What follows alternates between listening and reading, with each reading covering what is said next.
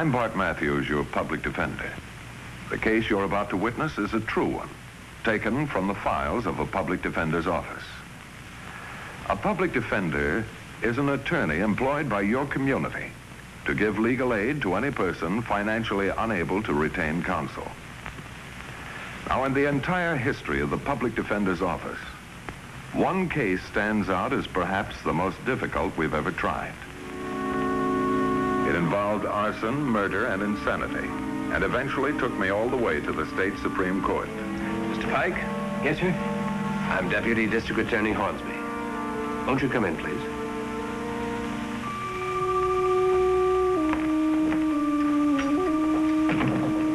Sit down. This is Mr. Berger of the Amiga Insurance Company.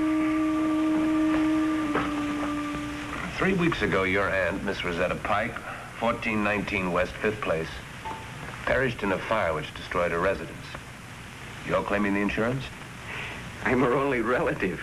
You also claim the insurance on a necklace of your aunt's. It was lost in the fire. Wasn't it? It's in a safe deposit box at the Merchant's Bank. If you knew it was there, Mr. Pike, you'd be guilty of fraud.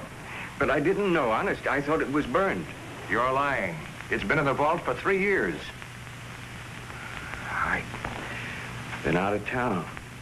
In that case, there can be no fraud. However, Mr. Berger seems to have some doubts. About the fire, too. Fire? It was an accident, wasn't it? Was it? We also carried the insurance on your aunt's life. I know. $7,000 worth. Mr. Hornsby, I didn't start the fire. The arson detail found traces of candles. Somebody burned that house down, Pike. Got any ideas? I wish you wouldn't say that, mister. He's not accusing you, Mr. Pike. All I know is somebody lit the match, and I'm going to find out who. Oh, what's the use? I did it.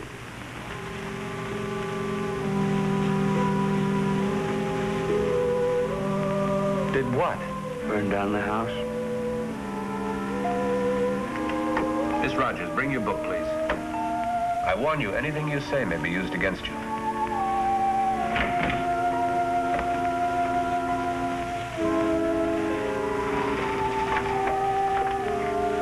10 a.m., March 24th. Office, Deputy District Attorney Mark Hornsby. Present, Mr. John Berger, Amiga Insurance Company, Clifford, Pike. Myself. You live at 1367 West Vermont Street? You understand any statement you make is free and voluntary without any promise of immunity or reward. You're making this confession because you wish to get it off your conscience? Now, tell us how you set fire to your aunt's house. I lit a candle and put it in the closet on the second floor. Which closet? I don't remember.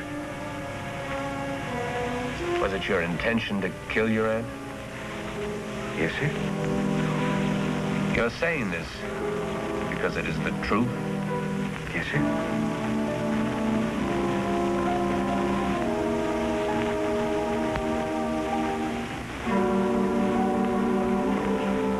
In view of this confession, it'll be necessary to hold you. You'll be booked in the county jail. Do you have an attorney? I got no money until the insurance. We're not paying off yet. The court will appoint a public defender. Your grandmother died 3 months ago. Kind of coincidental, wasn't it? No, sir, that wasn't a coincidence. I poisoned her. How? With arsenic. Isn't that what they all use?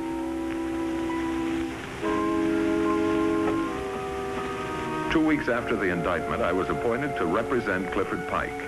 The charge, suspicion of murder, arson, and grand theft.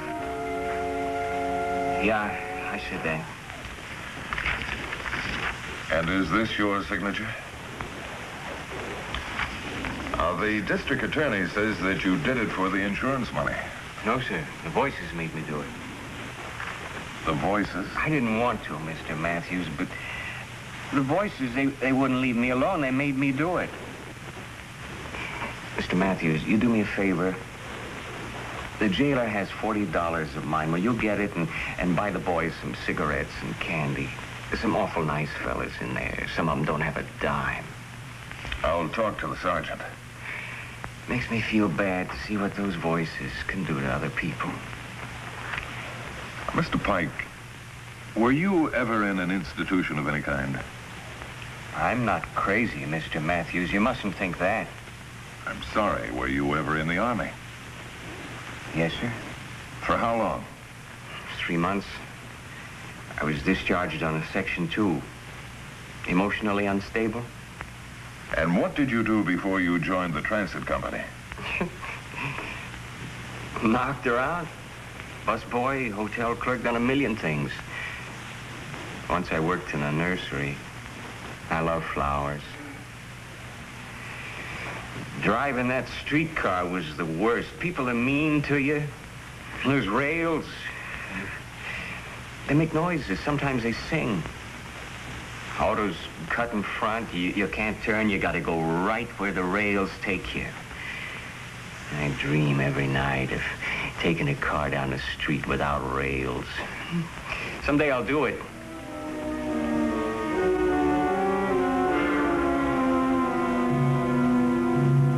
The fire could have happened like he says, Mr. Matthews.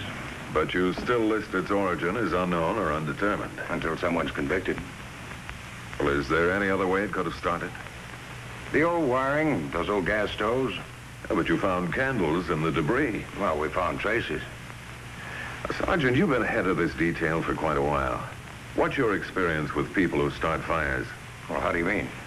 Their personalities. Well, firebugs usually have one thing in common. What's that? They're crazy. Everyone I talked to about Pike called him a strange little man. I requested the court to appoint a psychiatrist to examine him. Dr. Miller had long experience with the mentally ill. These voices that you hear, Mr. Pike, where do they come from? From everywhere. Oh, there's ceiling, airplanes, radiators. What did they tell you? To kill my grandmother and my aunt. And you've heard these voices since you left school. Since I was 15, that's why I quit school. Didn't you ever go to a doctor? I was ashamed. Did you tell your parents? My father died when I was little. My mother 5 years ago. Did you like your mother? Everybody likes their mother. You say you loved your grandmother and your aunt. Why did you kill them? Voices told me to.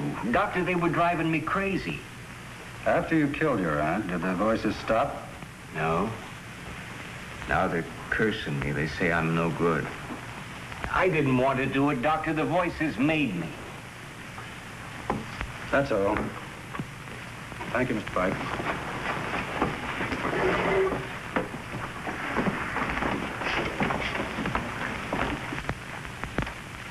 Come in, Bart.